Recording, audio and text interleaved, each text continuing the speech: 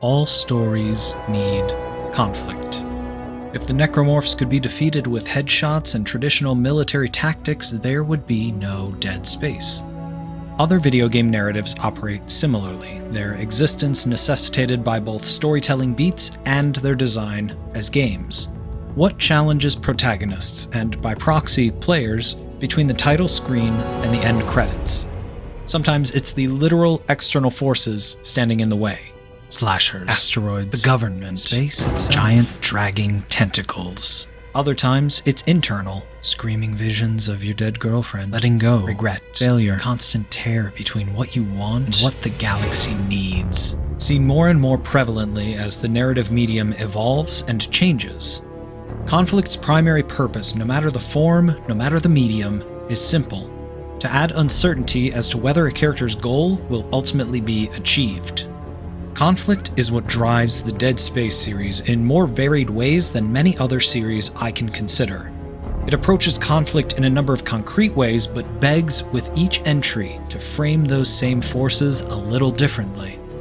In the trilogy's final entry, 2013's Dead Space 3, players, after a brief prologue, find Isaac in hiding, trying to avoid the markers, unitologists, everything. He is drafted into an operation at the behest of John Carver and Robert Norton, a pair of Earth Defense Force operatives sent by Ellie to find him. Isaac faces one final mission: track Ellie in the far reaches of space back to the marker homeworld, Tau Volantis, find the source of the necromorph scourge, and stop it once and for all. This time around, Isaac is surrounded by people, both ally and enemy, giving way for the narrative to concentrate on the human element as much as the alien. This orbits beautifully around the traditional conflict against man, spiraling throughout the experience into the ultimate, terrifying conflict against God.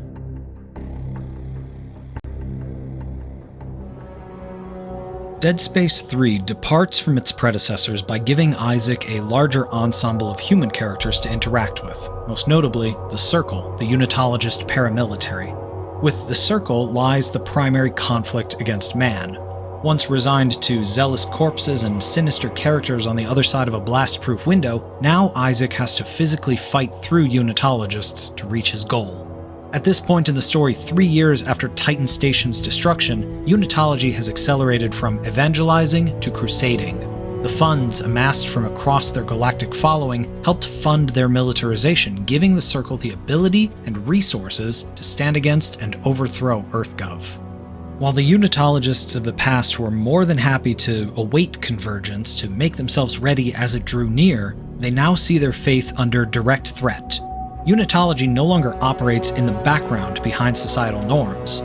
They are now free to engage in the name of their faith, violently releasing the influence of markers from various testing sites around the galaxy, triggering new necromorph outbreaks in multiple locations.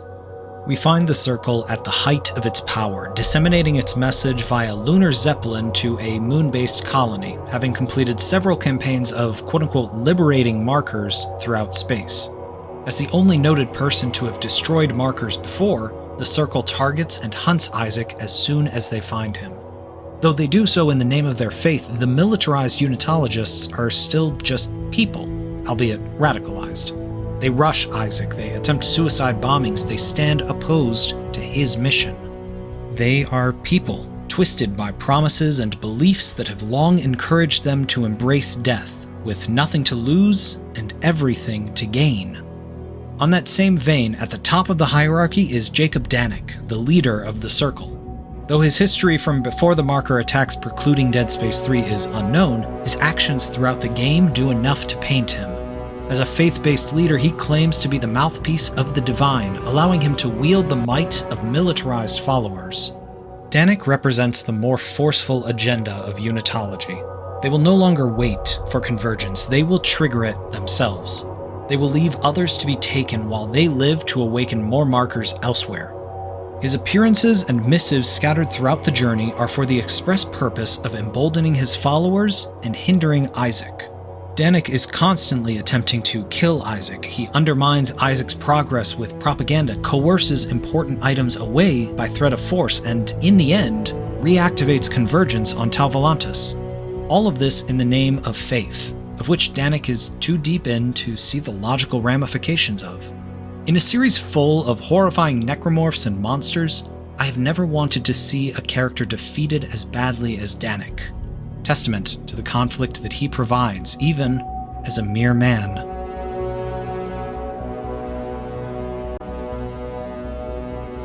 Despite facing the might of a fully armed unitologist following, Isaac's allies are just as much a source of conflict. Most glaring is Robert Norton, a survivor of a recent marker liberation by the Circle and Ellie's romantic partner. Initially, he recruits Isaac to the mission at Ellie's behest, but quickly starts to turn on and antagonize Isaac. The more Isaac sides with Ellie's desire to stop the source of the necromorphs instead of escape, the more things dissolve.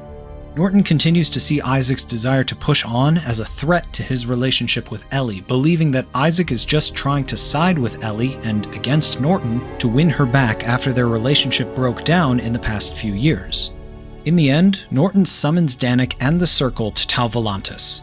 In a desperate bid to escape the planet, Norton offers Tau Volantis' location and Isaac to the Circle in exchange for safe passage off the planet with the crew. Naturally, this blows up in Norton's face because Danik and the Unitologists simply don't care about the wants of those who don't seek convergence. In a final standoff, Norton blames Isaac for bringing them to Tau Volantis and attempts to kill him. Norton ultimately fails, falling to a single shot from Isaac. Maybe Norton's behavior was induced by the markers on the planet.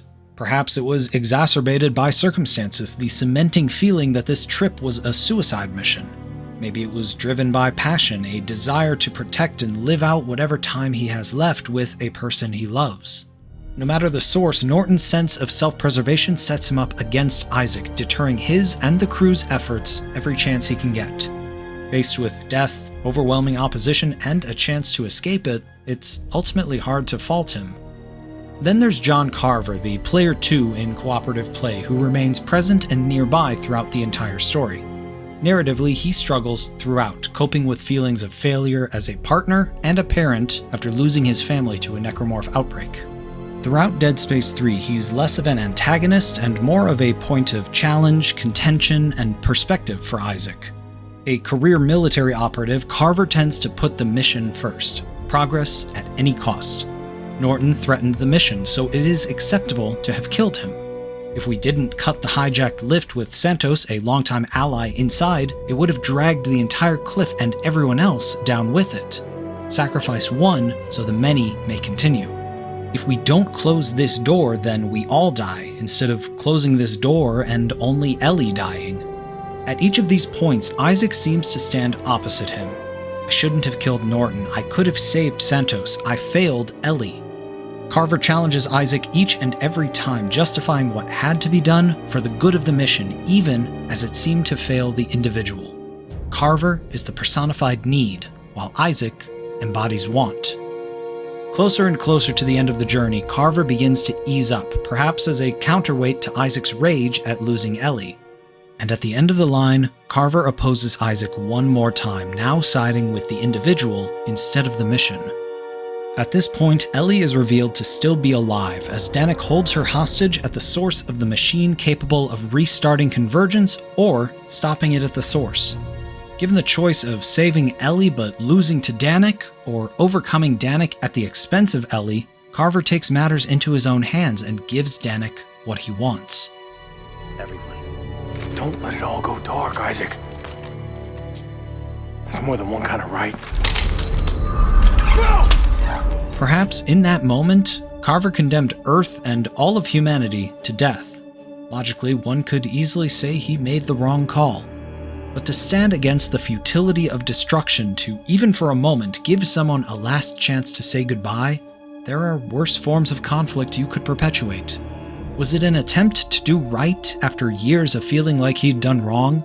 Was it being around Isaac for that long and seeing the worth in the individual? Was it finally being able to put the mission second? Who's to say?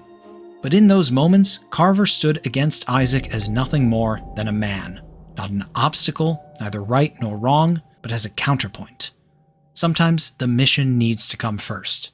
And sometimes all you have at the end of the world is someone that you love.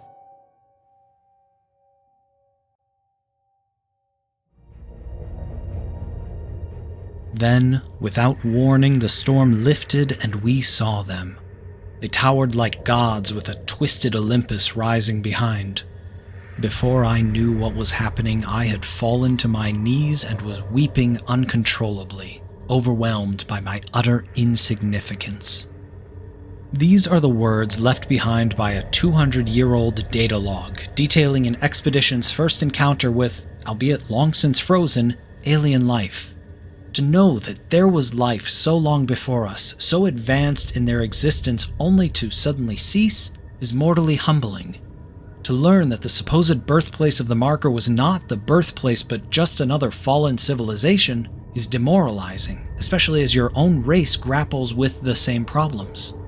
To discover that they chose extinction on their own terms rather than see the necromorph scourge perpetuate was perhaps the only way they saw fit to one-up God. Giving Danik the MacGuffin device to use in the plot machine all but reverses the aliens' efforts, freeing an ancient entity from frozen slumber.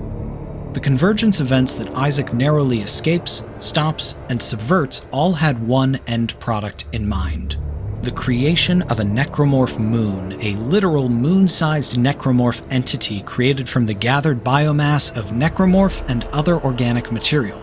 It is, for all intents and purposes, a cosmic horror. The conflict against God is hinted at throughout the latter parts of Dead Space 3, describing this brother moon as the would-be destroyer of Tau Volantis and its denizens, colossal in size and scale, capable of immense and immediate destructive power, and all but sealing the fates of the species who would awaken it. And so it comes to pass. God has been freed, and their reign of destruction picks up immediately, and the conflict against God instantly becomes literal. What does it mean to awaken a god? When we go looking for something mysterious at the edge of our world, at the edge of our galaxy, what do we hope to find? What happens when we do find something and it's not what we expected or hoped for? What happens when it's exactly what we expected? What does it mean to fight a god? To stand against their untold might with nothing but the tools they perpetuated by their very existence? To fight for something as basic as survival against their utter detachment from you and everything you know? What happens to the world you knew after that? Can you ever see it the same way again? What does it mean to kill a god? To jam its own iconography into its eyes, to rip its one weakness out from inside, to drag it down into the planet where it will lie dead, a testament to what humanity is capable of. Where can humanity's triumphant possibly go from there if they have ascended that far? Perhaps all that the god killers can do at that point is die. What else can they do? These questions fly around the 11th hour battle against the Brother Moon as it is awoken, fought, and ultimately killed by the combined power of two species. Conflict against God is a fascinating dynamic, if that only one side of the conflict sees it as an actual battle, the other a strange inconvenience. But after the first set of credits roll, unnerving questions remain. What does it mean when that weakness was a one-time deal, a weapon with one shot in the chamber?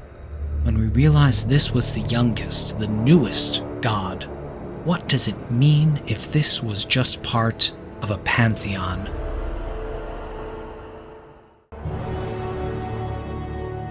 The Brother Moon is dead on the surface of Tau Volantis, but signals and messages rip through the minds of those who remain, including, against all odds, Isaac and Carver. We are coming. We are hungry. In its brief time alive again, the Brother Moon reached out to its network, the other Brethren Moons scattered throughout the stars. They are coming. They are hungry. Drawn to the markers of humanity's own creation, they seek Earth. While the battle against the Brother Moon was on the offensive, the trials against the Brethren Moons are fully defensive. We cannot fight them, we can only prepare for them. The Brethren Moons indirectly battle against Isaac by inspiring the remnants of Unitology into a fringe cult. Where Unitology was obsessed with preservation and unity, the Splinter Group gives worship by mutilation and piecemeal sacrifice. Their goal, making the way clear for the Moons, is to fight and slow down Isaac and Carver. they do so. This begs the question, are the moons threatened by Isaac and Carver, or are they merely inconvenienced by them? In the face of conflict and antagonism, it is in our nature to wonder, what's the reasoning behind the Brethren moons? How far back do they date? Where did they come from? Why do they do what they do? Is it simply to feed? From each world we devour, a new brother will rise and be made whole. Our network will grow, and we will live forever. To look into the eyes of God and have it look into yours is one thing. But to have your entire civilization reduced to a footnote in the cosmic playbook of a truly ancient entity is another, far more devastating thing. To finally see the mantras of the faithful realized, the primal urges made into unifying calls, the truth of make us whole, it is all horrifying. The wills of gods are inscrutable, from divine punishment to their need to feed to the effect they have on our minds. Sometimes all we know is that their goals, primal they may be, stand against us, and all we can do in the face of that is resist or surrender. We cannot hope to comprehend them. We cannot hope to truly stand against them. The Brethren moons are unstoppable. They stall Isaac and Carver long enough to elude them and find Earth. The trilogy ends with the moons already descending upon our pale blue dot, another rising to meet Isaac and Carver's trajectory. They are presumed dead. Everyone is presumed dead. There is no secret ending. There is no sequel. There was only one final obstacle, impossible to overcome. In the end, we return to where we started. Conflict against nature. Nature, old as it is, perpetuated by gods that people are ultimately destined to lose. Humanity is made whole. Roll credits.